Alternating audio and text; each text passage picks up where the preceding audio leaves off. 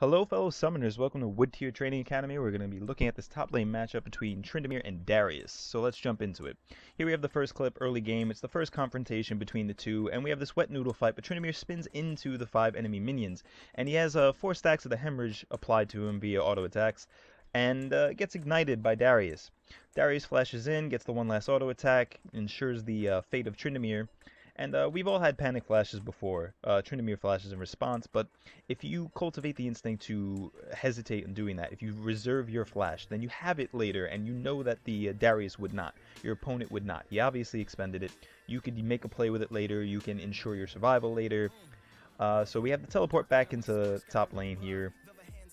Let's see what happens. Alright, we spin in. And now we're going back and forth. We're having a wet noodle fight here, but now the minion aggro is even. We have 5 stacks of the hemorrhage onto the Trynd though. We see Darius charging up his Q right here, so now would be a very good time to back off. No, a little bit of hesitation, possibly a minion block, but it allows Darius to get the 5th stack of hemorrhage onto the Trynd, and there's no choice at that point. Flash was already expended, and death is kind of ensured. Let's move on.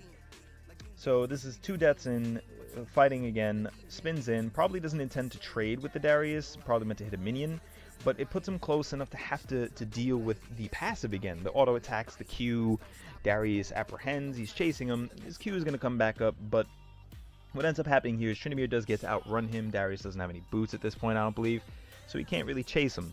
So Trynd gets out alive for this one, but you know, a lot of unnecessary stuff here, so get a little bit of minion farm going on here.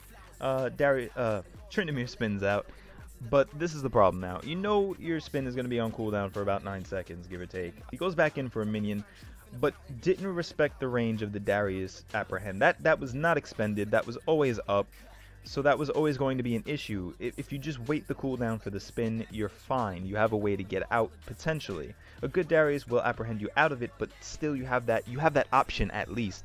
But once you spun out, you gotta wait for the cooldown to come back. You gotta wait for the ability to be active again. Important takeaways is don't be so swift to use your flash unless you know you will get away with it. You don't want to flash and then die, that's really bad. And always pay attention to the cooldowns on summoner spells and your skills. Now here, we see the Tribush isn't warded, and if you look at the minimap, Darius is approaching really quickly. He knows he's going to come for a kill. Now if that was warded, Trynd could have seen it, probably backed off early, maybe not spun forward. Even if he did spin forward and saw Darius a little late, like late reaction time, if you see him coming, you could at least understand, oh, he's there, let me run forward, let me lead him on a goose chase. This would at least enable your teammates to get something accomplished in that time. It takes away the threat of Darius for a certain amount of time. At the end of this clip, by the way, when he dies, he does have ult up. He did not use it. The Trynd did not use his ultimate. I'm not sure why. Here, if we look at the minimap, there's no ward in the red Tribush on the top lane. There's no ward in the river. Thankfully for Trynd, no one is flanking him, but Darius is coming in. He's got a dead man's plate now. I mean, we know what's going to happen. Apprehend is up. He's going over a narrow wall, and boom, there it is. Takes him in. Starts hitting him.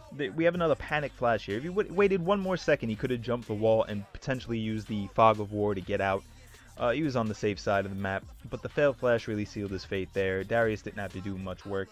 Here again, we have the spin forward with no wards. No wards. The wards will allow you to see people coming, and then you could try to determine where to run from there. Like, you could see people on the bottom of the map. You know, who's that? Yi is there. You know, Teemo is there. You know, it's only Darius up here. That's what you would see. You'd be able to get away with trying to run away. You could stage some sort of wild goose chase again, allow your teammates to recoup, and deal with that bottom lane situation.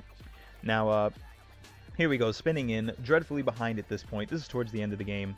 We have top lane Trynd, same level as support Alistar, whacking away, doing a little damage, but here's the problem. This teleport starts coming in, and Trynd still walks forward while it's channeling in, doesn't respect its channel time at all. Nocturne gets in, he's going to get the kill on Trynd, who does have his ult up here again, I believe. And that's just the problem. Not enough respect given, not enough wardage, not enough respect or track of the cooldown. And those are the important takeaways to realize from this matchup.